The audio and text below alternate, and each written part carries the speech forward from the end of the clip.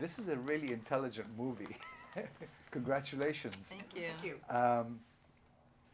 How did the whole idea begin? How did this whole idea originate? You know, I have felt for a while that it felt like my task as an artist to try to make a piece of work where the stripper or the sex worker doesn't get sacrificed. Women get so punished in our culture for being sexual.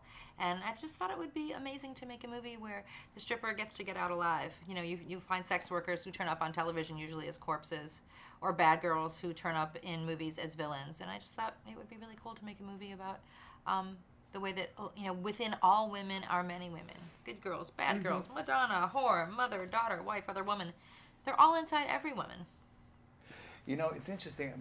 Sex workers sort of have, sometimes, some of them have this thing where they get a little self-destructive.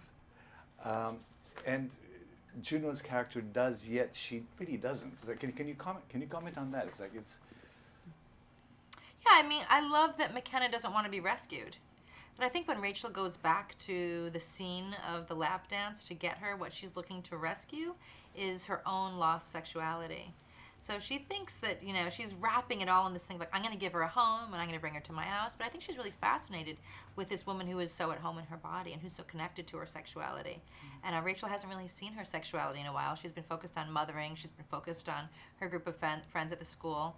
So all of that loss is embodied in McKenna. So yeah, I mean, I think a lot of people love to talk about the rescue of strippers, the rescue of, you know, sex workers, even the notion of the rescue of sex slaves. People are really more interested in the sex than anything else. Nobody's rescuing garment workers.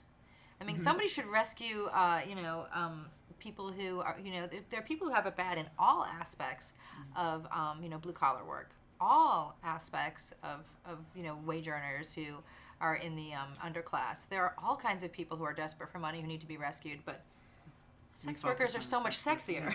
That's like the Sting song, Roxanne, you don't have to put on the red light. Yeah. I'll take you away from all this. Yeah, I think it's more about the people who are doing the rescuing than the sex workers actually need the rescue. Jane, your therapist is just a delicious character. Thank you. It's on the paper, but you have to, you know, how do you put it together? Well, you know, Jill and I have known each other a long, long time, and there's a character that she and I have been playing around with for 25 years named Sandra Ragsdale.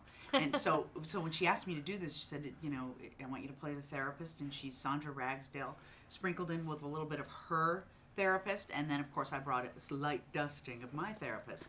And so it's something we've been kicking around. This woman is very serious and very precious about the work that she does. And she's also completely inappropriate in that she's makes every session about her. She kind of glorifies herself and her relationship with Portia, her lesbian partner. Very sanctimonious. Yeah, she's very sanctimonious, you know, and always tells these adventures, that these intimate adventures she and Portia have. And it turns out at the end we find out that Portia's left her because she's such a narcissist. She probably hasn't paid attention to her in 7 years. So Jane can actually do sanctimonious like no other. thank you. I think that's one of your special flavors that you do so well. Sanctimony? Sue on Glee. Yes, there's a lot of that entitlement in there, knowing that they've got the answers to everything, and it looks a lot like this. And also her height, I think, makes people want to defer to her.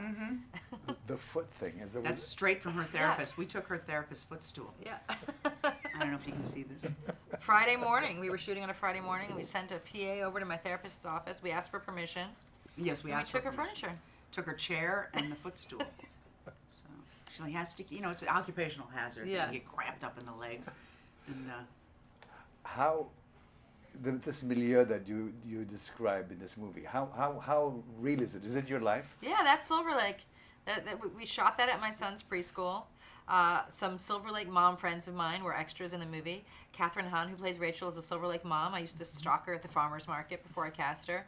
And it's a really sort of specific portrait of what it's like to be a mom in Silver Lake in this kind of hipster neighborhood of California right now. And the men? The men, I mean, I love the men in this movie, and I love the fact that the expected thing, I think, is that if she brings the stripper home, her husband is going to have sex with her. And you know, I don't want to give a spoiler, but I do believe that what Jeff does is something surprising. Is there something prop-like about the guys in this film? You know, some people say that. I feel like they're less prop-like than most women in most movies. Yes, I would agree. It's a story about Rachel, you know, being confronted by her own self. And the guys are much more set dressing to reinforce her story.